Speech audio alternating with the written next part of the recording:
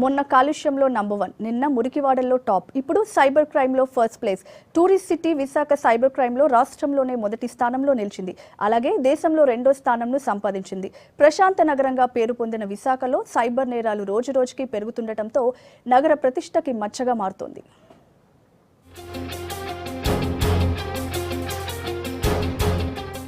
Steel city Visakha IT hub కు care of గా నిలుస్తోంది.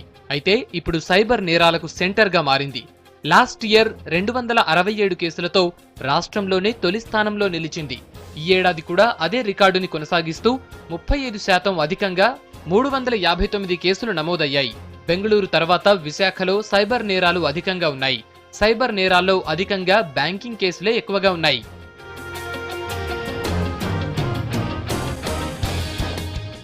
బ్యాంకుల్లో సిబ్బంది కొరత కారణంగా ఎక్కువ కేసులు నమోదవుతున్నాయంటున్నారు సైబర్ క్రైమ్ పోలీసులు. టెక్నాలజీని యూజ్ చేస్తున్న కొందరు సైబర్ నేరాలను ఈజీగా చేయగలుగుతున్నారంటున్నారు. అయితే బయట వ్యక్తుల్ని ఈజీగా నమ్మవద్దని చెబుతున్నారు పోలీసులు. దేశంలోనే 2వ స్థానం అన్నది కావచ్చు, ఎందుకంటే చాలా విపరీతంగా ఇక్కడ విశాఖపట్నం సిటీలో సైబర్ కేసులు రిపోర్ట్ అవుతున్నాయి. గత సంవత్సరం పోల్చుకుంటే గత సంవత్సరంలో 200 కేసులు రిపోర్ట్ అయ్యాయి. ఈ సంవత్సరం 270 కేసులు రిపోర్ట్ అయ్యాయి. ఈ ఓటీపీ అంటే విషింగ్ కేసెస్ అంటారు సైబర్ టర్మ్స్లో.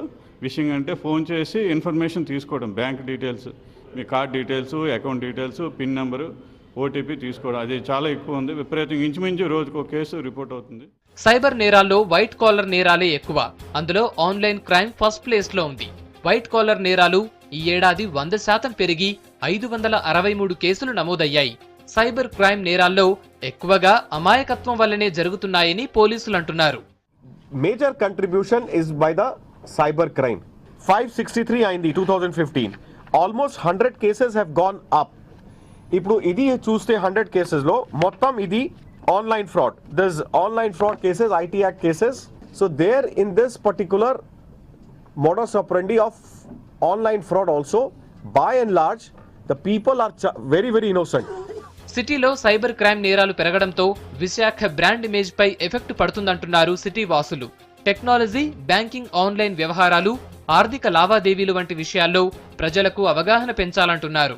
సైబర్ క్రైమ్ బాగా పెరిగిపోతున్నటువంటి తరుణంలో యావత్ భారతదేశంలో ఆంధ్రప్రదేశ్ 2వ స్థానంలో ఉంటే ఆంధ్రప్రదేశ్లో విశాఖపట్నం మొదటి స్థానంలోకి వచ్చినటువంటి సందర్భం చూస్తే చాలా బాధాకరమైనటువంటి పరిస్థితి. ముఖ్యంగా మనం తీసుకోవాల్సిన జాగ్రత్తలు ఏంటంటే ప్రజల్లో కూడా చాలా అవగాహన పెరగాలి. అంతర్జాతీయ నగరంగా మారుతున్న విశాఖలో సైబర్ నేరాలు తగ్గకపోతే వాటికి కేర్ ఆఫ్ గా మారనుంది.